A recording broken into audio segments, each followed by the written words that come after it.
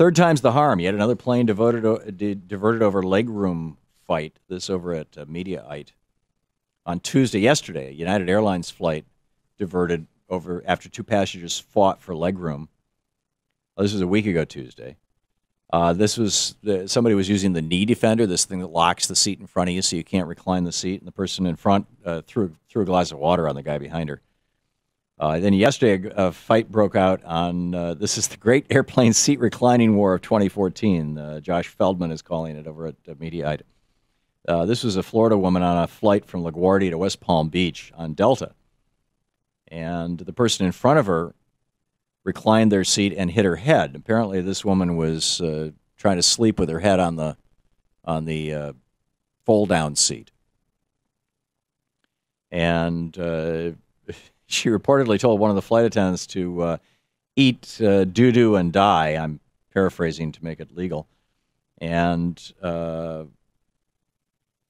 she told police that two of her dogs recently died. She's very emotional. And the person ahead of her who reclined her seat was an older woman who was knitting. So, I mean, this is like 3 incidents in the last week. And what I find interesting is that the way the press is playing this is, how dare these unruly people? Now, keep in mind, the press in the United States is by and large big corporations, billion-dollar corporations. The airlines are big corporations, billion-dollar corporations. The press has more in common with the airlines than they do with the traveling public who flies in coach. I think the question should be, why aren't the airlines providing more legroom?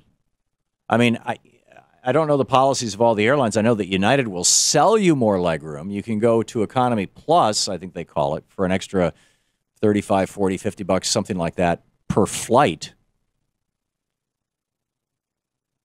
But it's almost like, hey, let's squeeze people in and make life really miserable and then sell them an option out of that. And for those people who can't afford the first class option, which is 2 or 3 times the price of the entire seat, instead of a $500 flight, you're now looking at a $1,500 or $2,000 flight in first class.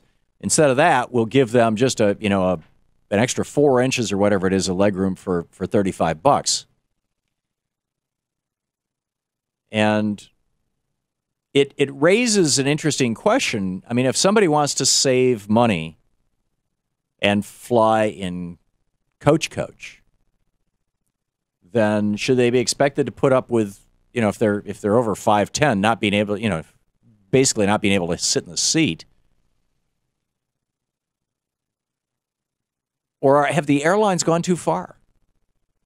I mean, have we just reached the point in the United States where big corporations, the credit card companies are screwing us. They're nickel and diming us. The banks are screwing us. Name an industry. The phone company is screwing us. The cable companies are screwing us. You compare us to other countries where these giant market monopolies don't exist, where competition is actually enforced by the government. In most European countries, the company that brings the copper into your house has to sell access to it to other companies for internet, for example. So there's competition. And our airlines now, since Reagan stopped enforcing the Sherman Antitrust Act, we've seen consolidation after consolidation after consolidation. United absorbed Continental, which had absorbed Eastern. We're down to like 3 or 4 major, maybe 5 major airlines, and they're all basically oligarchies. I mean, they're all, they're not monopolies, but they're damn close. They're triopolies or quadopolies, and it's functionally the same thing. One does something, all the others follow in suit. If the first one doesn't get too much blowback.